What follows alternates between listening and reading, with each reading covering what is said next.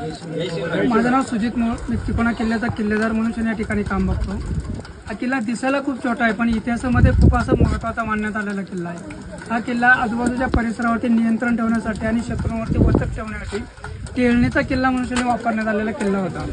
हा किल्ला तसं जर बघितलं तर इतिहास तज्ञांच्या मते इसवी सन 800 ते 1000 सालामधला किल्ला आहे. म्हणजे कमीत कमी 1200 ते 1300 वर्षापूर्वीचा किल्ला आहे. पण आपल्या भागात सगळ्यात अगोदर 1585 मध्ये निजामशाही आली. त्यावेळेस निजामशाहीचा सरदार मलिक अहमद निजामशाह यांनी हा किल्ला निजामशाहीत दाखल केला आणि या किल्ल्याला अमनगड असं नाव ठेवलं होतं.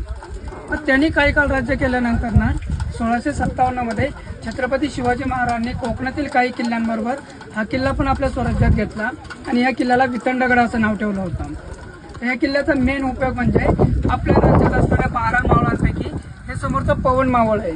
त्या पवन मावळाच्या देखरेखीसाठी आणि सुरक्षिततेसाठी